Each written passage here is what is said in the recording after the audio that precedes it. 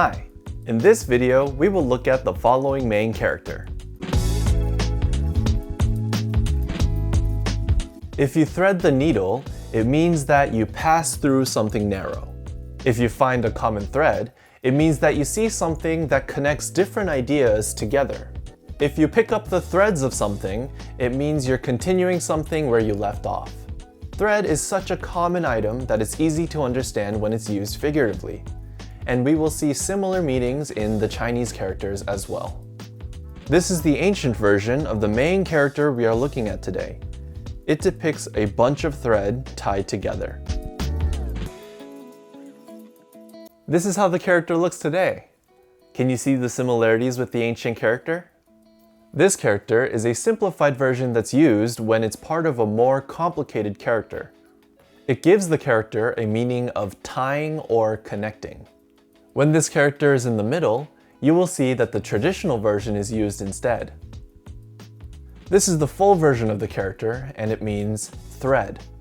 It is used in this word, 丝毫, which means not in the least. Now that you know the main character, let's see it with some other characters. Let's start with the traditional character. From here, let's add an extra line. A piece of thread is tied to another piece. This connection implies similarities, so this character also came to mean department. This character means tie or department. It is used in these words, 没关系, which means it doesn't matter or no problem, and 关系, which means relation. Here's the next character. Now let's add a different character. The character on top means field. This character expresses many fields tied together with thread. This is the traditional character, which shows 3 paddies tied together. A farmer who owns a lot of land would be tired.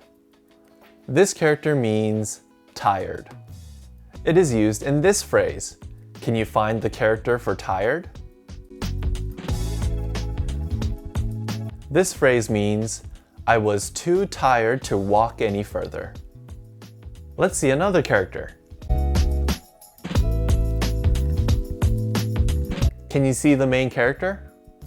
The character on the right depicts a cross-section of a thick rope which is made with many strands of thread tied together in a continuous pattern. In the traditional version, separate strands of thread are actually written in the character. A thick rope with a lot of thread is used to tie things together. This character means continue. It is used in this word, 继续, which means continue. Here's the last character. Now let's add a different character. The character on the right is depicting a loom, which is written in more detail in the traditional character. The threads that are laid vertically on a loom are called warp threads. Then another thread is passed horizontally through the warp threads with something called a shuttle. This character means warp or pass through. It is used in these words, 已经, which means already, and 经常, which means daily or constantly. These are the characters we looked at today.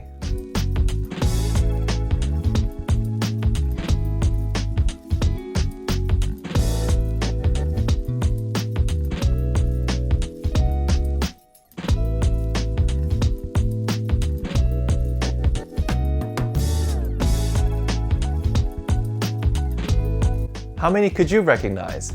Hit like if you learned some new Chinese characters and subscribe to stay in the loop. That's it for this video. Have a good day or good night, and I hope you enjoyed learning some Chinese characters. See you in the next one.